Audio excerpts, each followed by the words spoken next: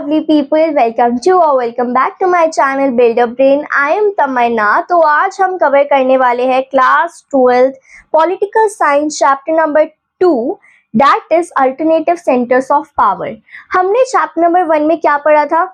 The end of bipolarity, यानी कि दो सुपर पावर जो थी यूएसए एंड यूएसएसआर, उसमें से यूएसएसआर का डिसइंटीग्रेशन हो गया था, है ना। अब इसके बाद जैसे कि हमें पता है कि कोल्ड वॉर शुरू हो गया, उसकी वजह से बहुत कंट्री में बहुत ज्यादा सिचुएशन खराब हो गई थी। हर एक कंट्री डर में थी कि भाई अब वॉर हो जाएगा, अब वॉर हो जाएगा, लेकिन ऐसा नहीं होता है। एज यूएसएसआर डिसइंटीग्रेट हो जाता है, ये हमने चैप्टर नंबर 1 में पढ़ा था। अब इसके बाद क्या, ये क्वेश्चन अराइज होता है कि अब इसके बाद क्या, जब यूएसएसआर डिसइंटीग्रेट हो जाता है, बाइपोलर वर्ल्ड, ये जो बाइपोलर वर्ल्ड सिस्टम बाइपोलैरिटी बना हुआ था वो खत्म हो जाता है। उसके बाद क्या होता है, सारी कंट्री सोच लेती है कि हमें एज एन इंडिपेंडेंट नेशन आगे आना है वर्ल्ड बेसिस पर, और इसी दौरान कुछ अल्टरनेटिव सेंटर्स ऑफ पावर जो है वो इमर्ज होती है, जो हम इस चैप्टर में पढ़ने वाले हैं। तो देखते हैं कौन कौन सी सेंटर्स ऑफ पावर के बारे में हम पढ़ने वाले हैं। सबसे पहले हम पढ़ेंगे यूरोपियन यूनियन के बारे में, ईयू के बारे में। सेकेंडली हम पढ़ने वाले हैं आसियान के बारे में, association of south east Asian nation. Third हम चाइना के बारे में पढ़ेंगे कि जो चाइनीज इकोनॉमी की राइज हो रही है, इस सब के बारे में पढ़ेंगे। एंड लास्ट में हम इंडिया और चाइना के रिलेशन के बारे में पढ़ने वाले हैं इस चैप्टर में। तो ये बहुत ही क्यूट सा चैप्टर है, अच्छे से कवर करते हुए चलेंगे, डरना नहीं है इस चैप्टर को तो लेके। अब देखो, अगर आपको कुछ भी डाउट होता है वीडियो के एंड तक कुछ भी डाउट आपको होता है, तो आप इंस्टाग्राम हैंडल पे जाके मुझे मैसेज करके पूछ सकते हैं, या फिर बिल्डअप ब्रेन का टेलीग्राम चैनल को ज्वाइन कर सकते हैं अगर आपको नोट चाहिए इस चैप्टर के, या फिर 12th के किसी भी चैप्टर के, ह्यूमैनिटी स्पेशली। ओके, तो हम अब अपना चैप्टर स्टार्ट करते हैं। यूरोपियन यूनियन, सबसे पहले हम पढ़ने वाले हैं यूरोपियन यूनियन के बारे में। यूरोपियन यूनियन की हिस्ट्री जान लेते हैं पहले। यूरोपियन यूनियन यानी कि यूरोप की कंट्रीज की बात हो रही है यहाँ पर, है ना, यूरोप की बात हो रही है यहाँ पर। तो सेकेंड वर्ल्ड वॉर खत्म होने के बाद यूरोप के लीडर जो है, उनके दिमाग में, उनके माइंड में क्वेश्चंस अराइज हो गए बहुत सारे। एज सेकेंड वर्ल्ड वॉर के बाद बहुत ज्यादा सिचुएशन खराब हो गई थी, इकोनॉमिकली खराब हो गई, पॉलिटिकली खराब हो गई, ठीक है। वहां के लोगों की स्टैंडर्ड ऑफ लिविंग बहुत ही ज्यादा खराब हो चुका था। तो लीडर्स जो थे यूरोप के, वो बहुत ज्यादा टेंशन में आ गए कि अब उन्हें आगे क्या करना चाहिए, क्या उनको उनके साथ जो रिलेशन दूसरी कंट्रीज के बिगड़े हुए थे उनको उन्हें सुधारना चाहिए, या फिर जैसे चल रहे वैसे चलते रहना चाहिए, है ना। तो इसमें क्या होता है, एज इकोनॉमिकली बहुत ज्यादा वीक हो गई थी यूरोप, तो अमेरिका हेल्प करती है यूरोप की इकोनॉमी को रिवाइव करने के लिए, और इसे ही कहा जाता है मार्शल प्लान, ठीक है। तो मार्शल प्लान अच्छे से याद रखना, मार्शल प्लान क्या है ये आपके एंड तक आपको याद होना चाहिए, बोर्ड एग्जामिनेशन तक। मार्शल प्लान क्या है, जब अमेरिका ने फाइनेंशियल हेल्प करी यूरोप की इकोनॉमी को रिवाइव करने के लिए इन 1945, तो उसे कहा जाता है मार्शल प्लान। मार्शल प्लान को अपनाने के बाद, यानी कि अमेरिका का यूरोप को फाइनेंशियली हेल्प करने के बाद, यूरोप एक अपनी ओईसी फॉर्म कर लेती है, एस्टैब्लिश कर लेती है। ओईसी क्या है, organisation for European economic corporation, जो कि एस्टैब्लिश हुई 1948 में। इसके अगले ही साल काउंसिल ऑफ यूरोप एस्टैब्लिश हो जाता है 1949 में, और ये एक बहुत ही मेजर स्टेप था पॉलिटिकल कॉर्पोरेशन को इनहांस करने के लिए। देन 1957 में यूरोपियन इकोनॉमिक कम्युनिटी एस्टैब्लिश हो जाती है। तो ये मेन बेसिक पॉइंट्स थे जिसके आपको टाइम पीरियड याद होना चाहिए कि 1948 में क्या फॉर्म हुआ, ओईसी फॉर्म हुआ, एस्टैब्लिश हुआ। उसके बाद अगले ही साल 1949 में काउंसिल ऑफ यूरोप फॉर्म हुआ, है ना, और उसके बाद 1957 में यूरोपियन इकोनॉमिक कम्युनिटी एस्टैब्लिश हो गई। ओके, तो ये याद होना चाहिए, 1 मार्क में आपसे पूछा जा सकता है। अब ये बहुत ही इंपॉर्टेंट 1 मार्क आ गया, यूरोपियन यूनियन कब फॉर्म हुआ? यूरोपियन यूनियन अब तक फॉर्म नहीं हुआ था। कोल्ड वॉर खत्म हुआ तब यूरोप को लगा कि भाई अब ये सही मौका है, इस मौके पे चौका मार लेते हैं, और उन्होंने यूरोपियन यूनियन फॉर्म कर लिया इन 1992।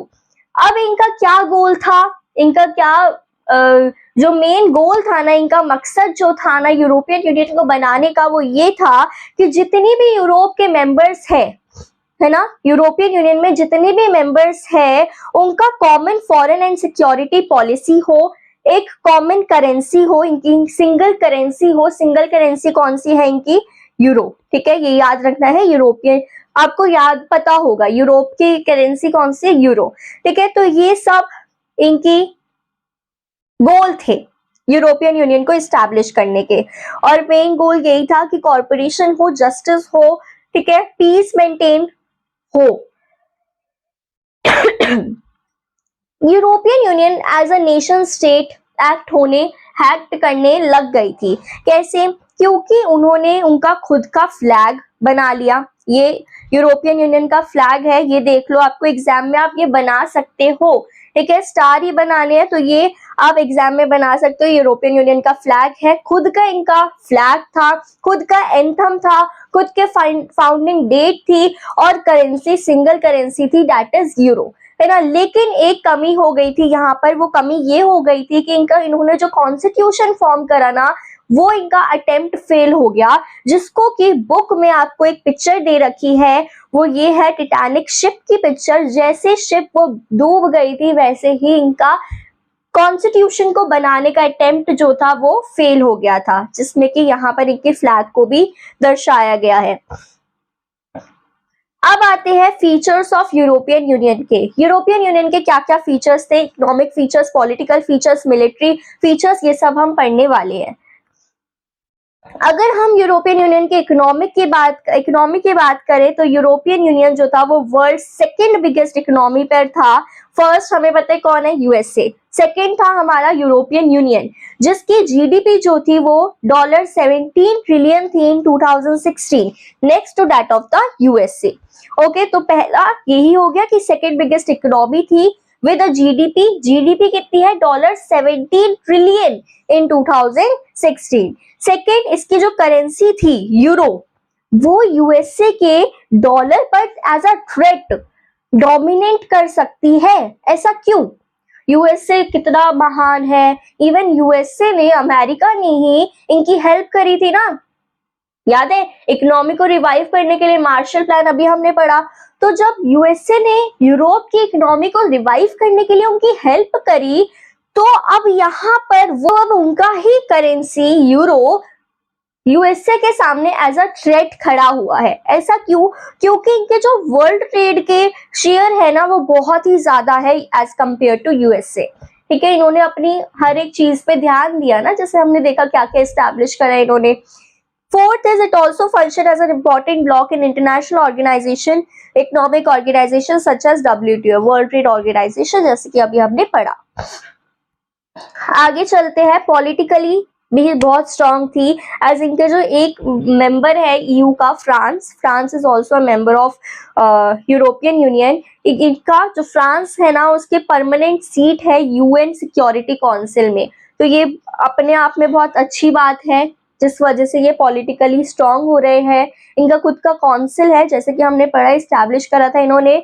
और साथ ही साथ यूरोपियन यूनियन के बहुत सारे जो मेंबर्स है वो नॉन परमानेंट मेंबर है यूएनएससी के। आगे चलते हैं, मिलिट्री की बात करें तो मिलिट्रली बहुत स्ट्रांग है ये। ठीक है, सेकेंड लार्जेस्ट है, फर्स्ट तो हमारा यूएसए हो गया, तो इकोनॉमिकली भी ये सेकेंड है और मिलिट्रली भी ये सेकेंड ही है यूएसए के बाद। It's total spending on defence is second, जो टोटल स्पेंडिंग है इनकी डिफेंस पर, वो भी सेकेंड है आफ्टर यूएसए। ठीक है, और ये world second most important source है स्पेस एंड कम्युनिकेशन टेक्नोलॉजी का। अब आ जाओ लिमिटेशन पे। ये हमारे हो गए फीचर्स, अच्छी अच्छी बातें हमने सारी जान ली यूरोप की। अब हम देखते हैं क्या कमी है यूरोपियन यूनियन में। तो अगर कमी की बात करें तो ये है कि देखो, इतने सारे मेंबर स्टेट है, अभी हमने फ्रांस के बारे में भी देखा, तो बहुत सारे मेंबर स्टेट है यूरोपियन यूनियन के। इसमें से कुछ ऐसे हैं ना जो कॉर्पोरेट नहीं करना चाह रहे। देखो, कहीं ना कहीं कुछ ना कुछ कॉन्फ्लिक्ट तो चलते रहते हैं ना, जहाँ इतने सारे लोग, इतने सारी मेंबर स्टेट्स हैं, तो वहाँ कॉन्फ्लिक्ट्स तो होंगे। तो यहाँ पर भी ये कॉन्फ्लिक्ट है कि कहीं कुछ कुछ जगह ऐसा होता है कि कॉर्पोरेशन नहीं होती है, ख्याल, पॉइंट ऑफ व्यू नहीं मिल पाते हैं, है ना। कहते हैं ना, आजकल बहुत ज्यादा चल रहा है, पीओवी नहीं मिल रहा। वाइब नहीं मिल रहा। तो यही है, यहाँ पर भी पॉइंट ऑफ व्यू नहीं मिल पाते हैं कभी कभार। जैसे कि एग्जाम्पल में अगर आपसे पूछा जाए तो आप बता सकते हैं ब्रिटेन के प्राइम मिनिस्टर टोनी ब्लेयर, ठीक है, वो अमेरिका के पार्टनर है इराक इन्वेजन में, वो अमेरिका के पार्टनर रहे हैं, ठीक है।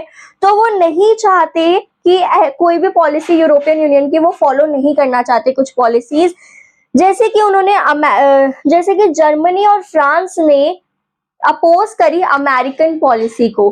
तो यहाँ पर कुछ कॉन्फ्लिक्ट्स नजर देखने को मिले हैं।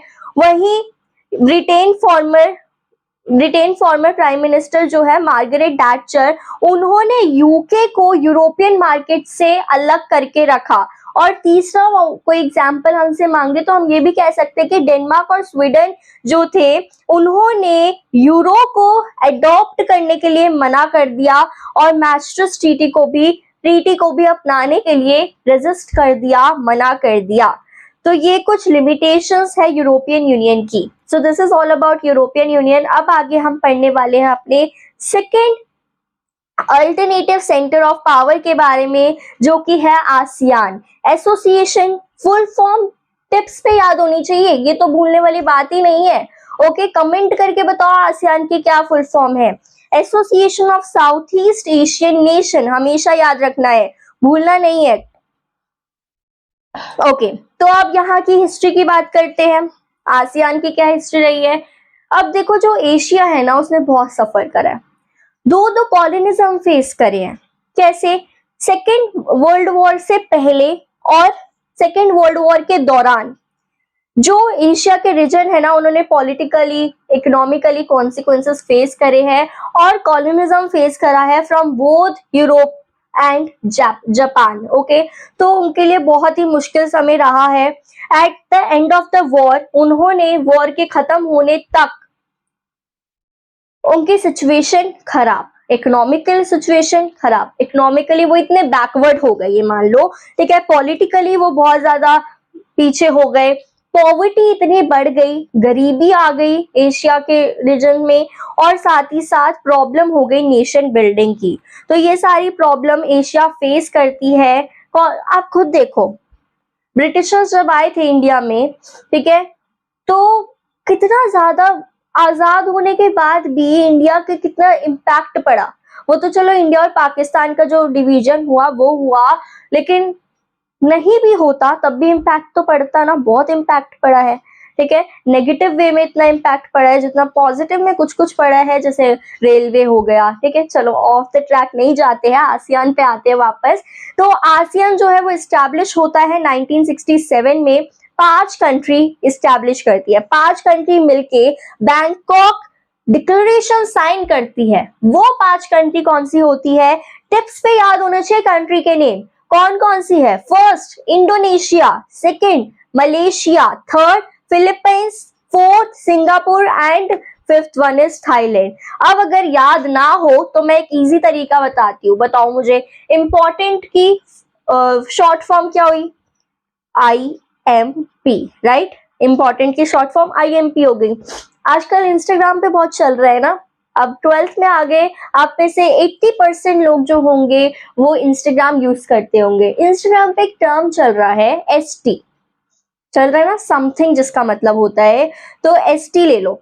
तो ये 5 कंट्री आपको ऐसे याद हो जाएगी, important ST। Okay, so I से हो गया Indonesia, M Malaysia, P Philippines, S Singapore and T for Thailand. Done. अब आगे आ जाओ, ये 5 कंट्री बैंकॉक डिक्लेरेशन को साइन करती है और 1967 में आसियान को इस्टेब्लिश कर देती है। आगे चलते चलते 5 कंट्रीज और जुड़ जाती है, जिसके बाद इनके जो नंबर होता है ना वो 5 से 10 हो जाते हैं। इनके मेंबर से स्टेट्स 5 से 10 हो जाते हैं, वो जिसमें आती है ब्रूनेई, दारुसलाम, वियतनाम, लाओ PDR, Myanmar, Burma and Cambodia. तो ये 5 कंट्री बाद में दोबारा मतलब कुछ साल बाद ऐड हो जाती है। ओके, अब आगे देखते हैं क्या मेन ऑब्जेक्टिव होते हैं आसियान के, वो देखो। पहला तो अभी मैंने आपको बताया इकोनॉमिकली बैकवर्ड हो गई थी बहुत ज्यादा, तो इनका मेन गोल तो यही होगा कि हमें इकोनॉमिक ग्रोथ चाहिए, है ना। तो इकोनॉमिक ग्रोथ इनका, टू एक्सेलरेट इकोनॉमिक ग्रोथ, ये इनका ऑब्जेक्टिव था। और सोशल प्रोग्रेस और कल्चरल डेवलपमेंट करना चाहते थे। देखो इसको ना रटो मत, पॉलिटिकल साइंस रटने की चीज नहीं है, इसको समझो, ये सब वो चीजें जो हो चुकी है, इसको मतलब ऐसा स्टोरी समझो ना। खुद बताओ, अभी हमने आसियान के बारे में पढ़ा, आपने उसमें देखा कि भाई बता दिया मैंने इकोनॉमिकली बैकवर्ड है। अब जब आसियान फॉर्म होगा तो वो सबसे पहला ऑब्जेक्टिव तो यही रखेगा ना कि हमारी इकोनॉमिक डेवलपमेंट हो, तो ये याद रखना है, ठीक है। दूसरा, अभी मैंने आपको बताया कॉलोनिज्म फेस करे बेचारों ने, ठीक है। कॉलोनिज्म जब वो फेस करके आ रहे हैं तो अब वो क्या चाहेंगे कि हमें पीस से, शांति से रहने दो, हमें नहीं चाहिए लड़ाई झगड़े, हमें शांति से रहना है। तो ये दूसरा इनका था objective, to promote regional peace and stability based on rule of law and the principle of the United Nations charter. तो ये दो थे, पहला इकोनॉमिकली डेवलपमेंट हो और दूसरा की पीस मेंटेन करके रखो, स्टेबिलिटी मेंटेन करके रखो। ये हमारा आसियान का लोगो है, ये याद रखना है। चलो आगे चलते आप। ASEAN countries have celebrated, ASEAN country celebrate करती है जिसको नाम दिया गया है आसियान वे। ये एक तरीका है लोगों के साथ इंटरेक्ट करने का। जितनी भी 10 मेंबर कंट्रीज है ना, तो ये 10 मेंबर्स जो है वो सब इंटरेक्ट करते हैं एक दूसरे के साथ, जो कि फॉर्मल नहीं होता, इनफॉर्मल होता है, एक दूसरे के साथ कॉर्पोरेट करते हैं। तो ये हमारा हो गया आसियान वे। आसियान वे नहीं बोलना है, आसियान वे का मतलब एक फॉर्म ऑफ इंटरेक्शन ही है जो इनफॉर्मल है और कॉर्पोरेटिव है। आगे देखो 2003 में आसियान जो है 3 पिलर्स आसियान कम्युनिटी एस्टैब्लिश करती है, जिसमें आता है first one is ASEAN security community, second one is ASEAN economic community and third one is ASEAN socio cultural community. इन तीनों के बारे में बारी बारी करके हम पढ़ने वाले हैं। सबसे पहले जानते हैं आसियान सिक्योरिटी कम्युनिटी के बारे में। सिक्योरिटी से समझ आ रहे हैं, सिक्योरिटी की बात हो रही है ना, तो आसियान सिक्योरिटी कम्युनिटी में क्या कहा है कि ये क्या बेस है कि जो टेरिटोरियल डिस्प्यूट्स है ना, अभी मैंने आपको बताया ये लड़ाई झगड़े में नहीं भरोसा रख रहे हैं, इन्हें पीस चाहिए कि शांति से रहने दो भाई, हमें ये चाहते हैं। तो ये क्या कह रहे हैं कि टेरिटोरियल डिस्प्यूट जो है ना, कोई भी छोटे मोटे डिस्प्यूट्स, अभी मैंने आपको बताया था ना कि जहां पर इतने सारे लोग रह रहे हैं, कहीं ना कहीं अब एक जॉइंट, फॉर एग्जाम्पल आप जॉइंट फैमिली में रहते हो, तो वहां पर कहीं ना कहीं आपको कभी ना कभी तो लड़ाई झगड़े फेस करने पड़ेंगे, है ना। कभी चाचू से हो गया, कभी ताए से हो गया, तो किसी ना किसी के साथ आपको कॉन्फ्लिक्ट फेस करने पड़ेंगे। कभी कजन से लड़ाई हो गई, ठीक है, कभी चाची से लड़ाई हो गई, तो ये चीज फेस करनी पड़ती है। वही चीज अगर हम एज अ इतना बड़ा प्लेटफॉर्म में ले ले कि वर्ल्ड की बात हो रही है, कंट्रीज की, स्टेट्स की बात हो रही है, तो वहां पर कॉन्फ्लिक्ट तो आएंगे। तो इन्होंने ये कहा है कि जो टेरिटोरियल डिस्प्यूट्स होना, उसे आर्म्ड कन्फ्रंटेशन में एक्सेलरेट नहीं करना है, बदलना नहीं है। हम नेगोशिएशन कर लेंगे, हम एक दूसरे से बात कर लेंगे, बात से जो चीज खत्म हो सकती है, वहां पर हाथ उठाने की जरूरत नहीं है। ओके, उसके बाद जो मेंबर स्टेट्स थे ना, उन्होंने एक दूसरे से प्रॉमिस करा, बहुत सारी एग्रीमेंट भी साइन हुई कि वो क्या करेंगे, पीस बनाते हुए चलेंगे, न्यूट्रलिटी रखेंगे, कॉर्पोरेट करेंगे और दूसरों के मामलात में इंटरफेयर नहीं करेंगे। खुद के बारे में देखेंगे, किसी और के इश्यूज में इंटरफेयर नहीं करना है। हाँ, जहाँ हेल्प की बात आई तो हेल्प कर देंगे, लेकिन इंटरफेयर नहीं होना चाहिए। तो यहीं से पीस जो है वो मेंटेन होते हुए चलेगा। और ARF आसियान रीजनल फोरम जो है वो इस्टेब्लिश हो जाता है 1994 में। ये भी एक कोऑर्डिनेशन है सिक्योरिटी के लिए। ओके, अब आ जाओ आसियान इकोनॉमिक कम्युनिटी पे। तो इकोनॉमी की बात करें तो यहाँ पर अभी हमने देखा जाए तो एशिया के रीजन है ना, उसकी जो इकोनॉमी है, आसियान की इकोनॉमी जो है वो बहुत ही छोटी है, बहुत ही कम है एज कंपेयर। अगर हम देखें यूरोपियन यूनियन की वो देखें इकोनॉमी, ठीक है, या फिर हम यूएसए की इकोनॉमी देखें या जापान की इकोनॉमी देखें, इन सबसे बहुत ही छोटी इकोनॉमी है आसियान की, लेकिन स्टिल ये उस रेट पर उतनी तेजी से इसकी इकोनॉमी आगे बढ़ रही है जितनी इन तीनों की नहीं बढ़ रही। ठीक है। सेकेंड, जो ऑब्जेक्टिव है आसियान इकोनॉमिक कम्युनिटी का वो ये है कि एक कॉमन मार्केट बनाई जाए। ठीक है, कॉमन मार्केट हो, एक प्रोडक्शन बेस हो आसियान के अंदर, जहां पर सोशल और इकोनॉमिक डेवलपमेंट हो साथ में। और तीसरा, आसियान जो है वो फ्री ट्रेड एरिया एफटीए भी क्रिएट कर देती है, जिसमें इंडिया ने भी पार्ट ले रखा है, अभी बताऊंगी आगे। अब आता है आसियान सोशियो कल्चर कम्युनिटी। इसमें आपको सिर्फ और सिर्फ आसियान विजन 2020 के बारे में पता होना चाहिए। ठीक है, बस यही है कि हमें नेगोशिएशन को इंकरेज करेंगे, कॉन्फ्लिक्ट को हम खत्म करने की कोशिश करेंगे, आर्म्ड कन्फ्रंटेशन पे नहीं आएंगे। बस यही है इसमें आसियान विजन को, विजन 2020 आपको पता होना चाहिए अच्छे से इसमें। अब आ जाओ इंडिया एंड आसियान के रिलेशन पे। इंडिया और आसियान का रिलेशन जो है वो बिल्कुल ही न्यूट्रल रहा है एक दूसरे को। जो इंडिया है उसने एडिक्वेट अटेंशन नहीं दी थी आसियान को कोल्ड वॉर के टाइम पे, लेकिन रिसेंट ईयर की बात करें तो इंडिया ने ट्राई करा है अमेंड को मेक करने का, जैसे कि इंडिया ने एफटीए जो मैंने अभी आपको बताया था फ्री ट्रेड एग्रीमेंट, वो साइन करा है आसियान के 3 मेंबर्स के साथ। कौन कौन सी? Malaysia, Singapore and Thailand. ये भी आपसे पूछा जा सकता है बोर्ड एग्जामिनेशन में, तो मार्केट। ठीक है, 3 आसियान मेंबर के साथ, मलेशिया, सिंगापुर एंड थाईलैंड के साथ इंडिया ने फ्री ट्रेड एग्रीमेंट साइन करा है। और जो इंडिया और आसियान का एफटीए है वो इफेक्ट में आया 2010 में। अब आते हैं हम अपने third alternative centre of power पे, जो कि है हमारा China. Okay, the rise of the Chinese economy. अब अगर चाइना की हिस्ट्री के बारे में बात करें तो चाइना की इकोनॉमिक सक्सेस जो है 1978 के बाद राइज होती जा रही है, जब से रिफॉर्म्स आने शुरू हुए हैं। क्या क्या रिफॉर्म्स लेके आए चाइना वाले वो देखते हैं हम। और ये प्रोजेक्ट किया जा रहा है कि 2040 तक यूएस को ओवरटेक कर लेगा चाइना, यानी कि उसकी इतनी इकोनॉमिक ग्रोथ हो जाएगी, वो इतना डेवलप कर जाएगा कि यूएस को ओवरटेक कर देगा। ओके, तो the strength of its economy together with other factor, जो चाइना की स्ट्रेंथ है इकोनॉमी की, उसके साथ साथ और चीजें भी स्ट्रांग है, जैसे कि पॉपुलेशन, लैंड मास, रिसोर्सेज यहाँ पर बहुत अच्छे हैं चाइना के, रीजनल लोकेशन, पॉलिटिकल इन्फ्लुएंस, ये सब एक बहुत ही स्ट्रांग प्लस पॉइंट है चाइना के पास। आगे देखते हैं, माओ की लीडरशिप के अंदर जो इकोनॉमी थी चाइना की वो बेस थी सोवियत मॉडल पे।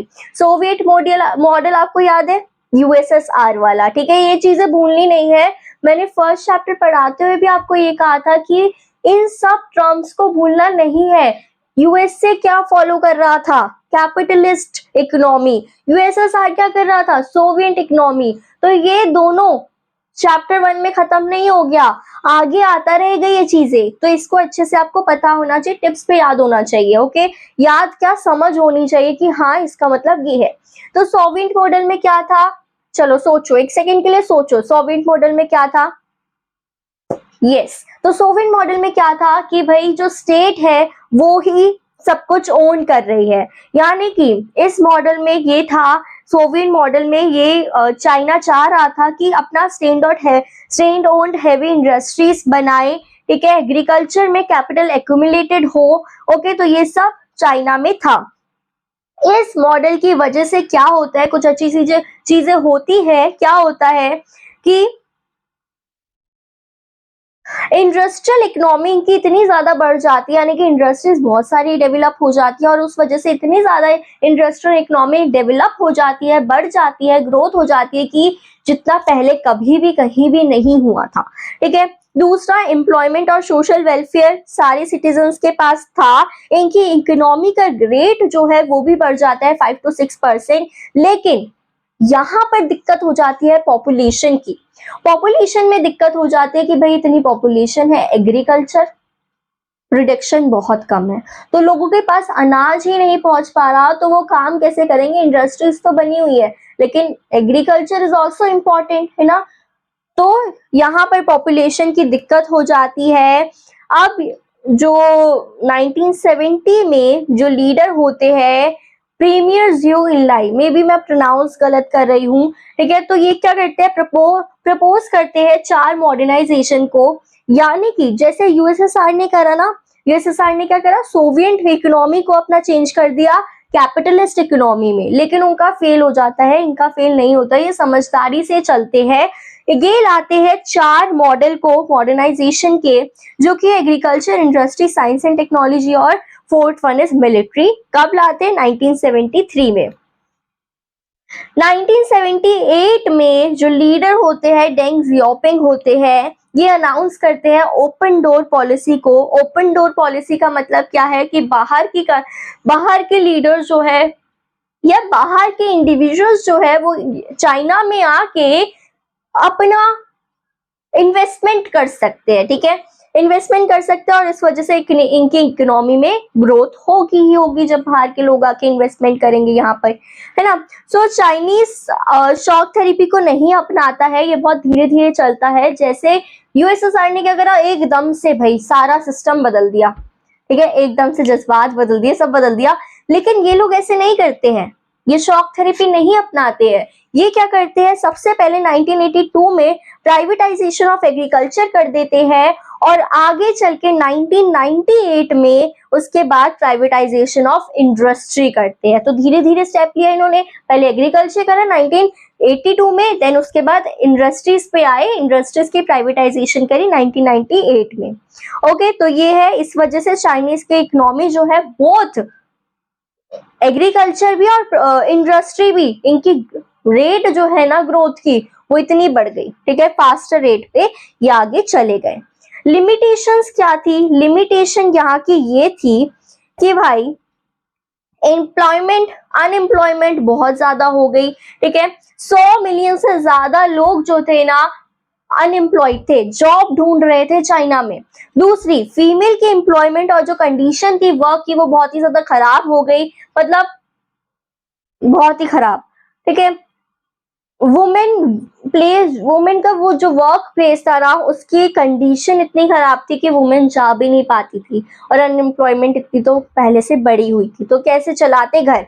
उसके बाद इन्वायरमेंटल डिग्रेडेशन और करप्शन बहुत ज्यादा, ठीक है, हमने देखा है ना चाइना वाले कुछ ज्यादा ही, अभी हम इंडिया और चाइना के रिलेशन के बारे में पढ़ेंगे ना, तो पता चलेगा कि जो अभी ये भी माना जा रहा है कि कोरोना के में चाइना का ही हाथ था कोरोना लाने में, तो ये भी यहीं पर है। इन्वायरमेंटल डिग्रेडेशन, करप्शन बढ़ गई यहाँ पर, और इकोनॉमिक इनइक्वालिटी जो है वो बहुत ही ज्यादा बढ़ गई।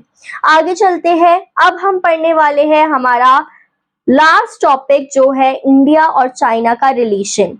इंडिया और चाइना के रिलेशन की बात करें तो दोनों हिस्ट्री पहले शुरू से बात करें तो दोनों एक दूसरे से फैमिलियर नहीं थे, ठीक है। 20th सेंचुरी में इन दोनों नेशन जो है एक दूसरे को कन्फ्रंट करते हैं, फॉरेन पॉलिसी में एक दूसरे के साथ डील करते हैं।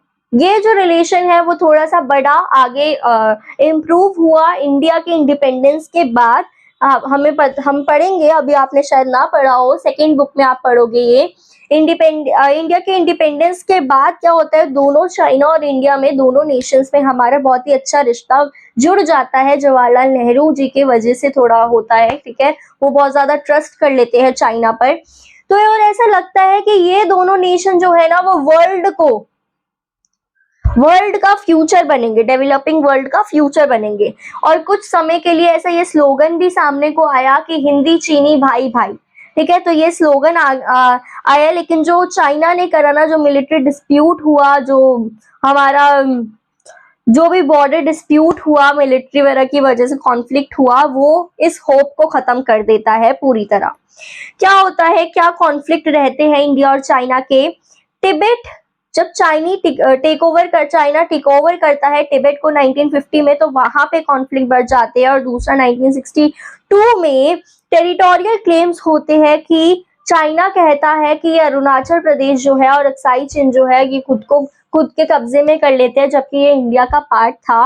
लेकिन इन्होंने खुद का पार्ट समझ के इन्होंने जो भी टेरिटोरियल जो भी बॉर्डर डिस्प्यूट करे, उस वजह से भी कॉन्फ्लिक्ट बढ़ जाते हैं। ये आपको याद रखना है, अरुणाचल प्रदेश है और दूसरा एक्साई चिन रीजन ऑफ लद्दाख। दोनों के रिलेशन जो है 1976 के बाद थोड़े सुधरने चालू हो जाते हैं, ठीक है, इम्प्रूव होने लग जाते हैं और ये रिलेशन ठीक हो जाते हैं। मतलब पूरी तरह ठीक अभी भी नहीं है खैर, लेकिन हाँ ठीक है, ऐसा कुछ मेजर इशू नहीं है चाइना और इंडिया का आज के टाइम पे।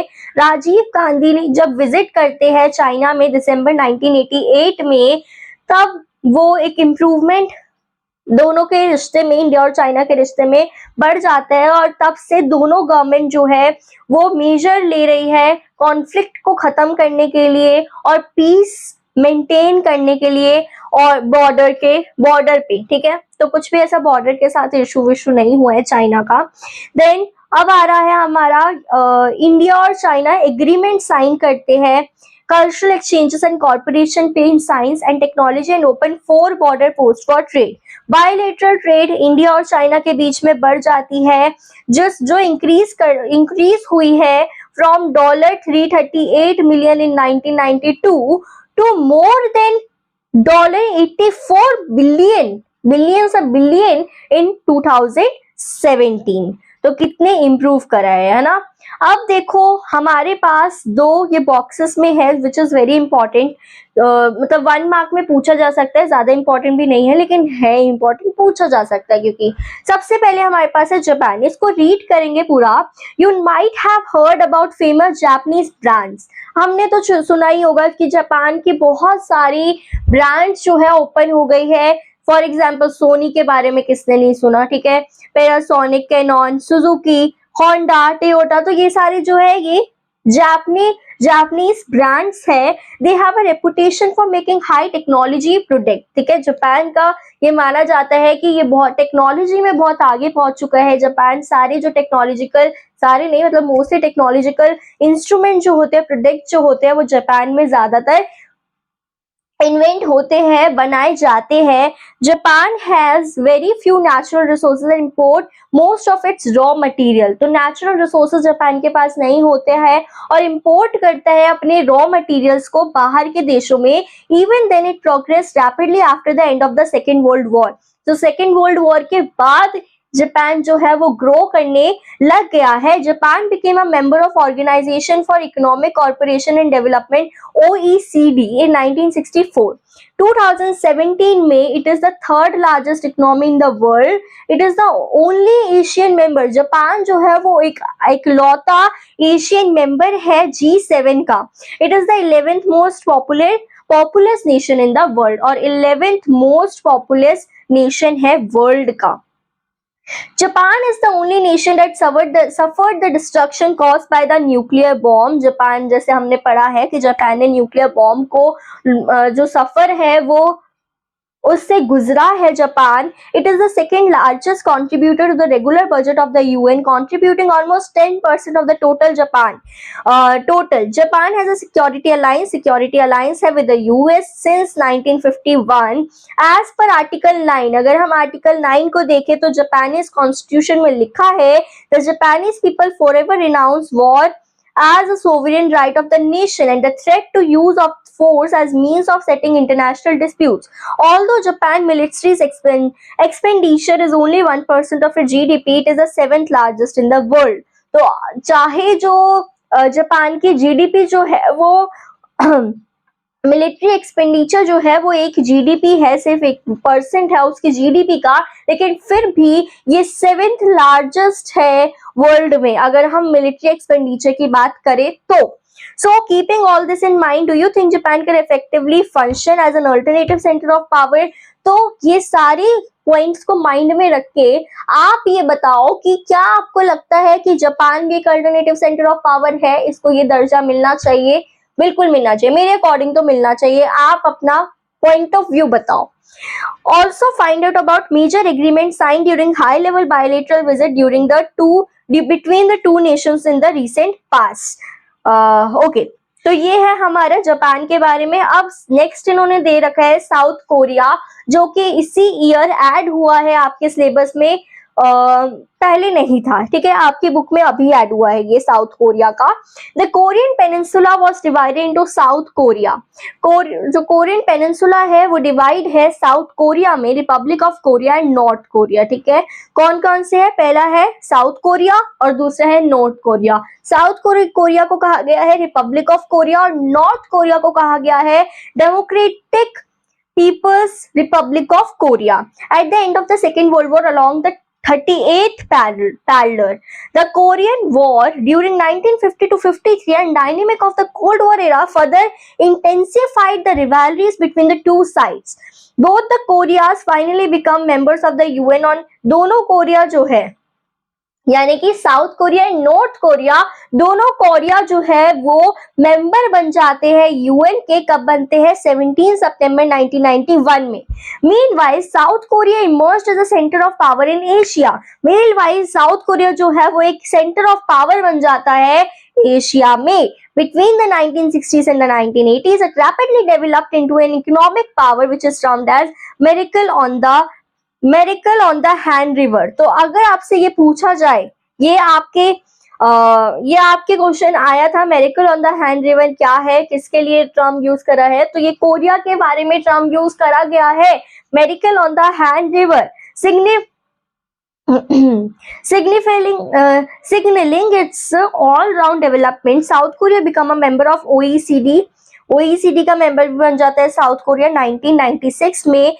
2017 में इसकी इकोनॉमी जो है वो 11th लार्जेस्ट होती है एंड मिलिट्री एक्सपेंडिचर जो है is the 10th largest. According to the human development report 2016, the HDI rank of South Korea is 18। HDI अगर ह्यूमन डेवलपमेंट इंडेक्स की बात करें, रिपोर्ट की बात करें, तो यहाँ साउथ कोरिया की रैंक जो है वो 18 है। The major factor responsible for its high human development include successful land reforms, rural development, extensive human resources development and rapid equitable economic growth. So other factors are export orientation, strong redistribution policies, public infrastructure and development, effective institutions and governance। जो south Korea है इसके brands कुछ है, यानी कि Samsung जो है वो साउथ कोरिया का ही है, LG हो गया, Hyundai हो गया, ये सारे जो है वो साउथ कोरिया से आते हैं। इंडिया में भी ब्रांड्स पाए जाते हैं साउथ कोरिया के बहुत ज्यादा और सेल होते हैं, तो ये सारे साउथ कोरिया से ही आते हैं हमारे इंडिया में। न्यूक्लियस एग्रीमेंट्स बिटवीन इंडिया और साउथ कोरिया के बीच में बहुत सारे एग्रीमेंट भी साइन हो गए हैं। Signify their growing commercial and cultural ties. Okay, तो यहाँ पर आपके लिए इसमें भी क्वेश्चन अराइज कर दिया गया है, दे दिया गया है आप लोगों के लिए कि find out about major agreement sign in the recent past. तो ये जरूरी इतना नहीं है, नहीं आएगा आपके एग्जाम में। तो मैंने आपको ये दोनों जापान और साउथ कोरिया का इसलिए पॉइंट एक एक लाइन पढ़ के इसलिए बताई है, जो इंपॉर्टेंट है वो मैंने इसमें से आपको समझा दिया, ठीक है। सो इसमें से 1 मार्क में पूछा जा सकता है, इसलिए मैंने सारा डाला है साउथ कोरिया और जापान का। So this is all about this chapter, alternative center of power. If you like my explanation, then please like, comment and subscribe my channel Build a Brain, and don't forget to press the bell icon. Thank you.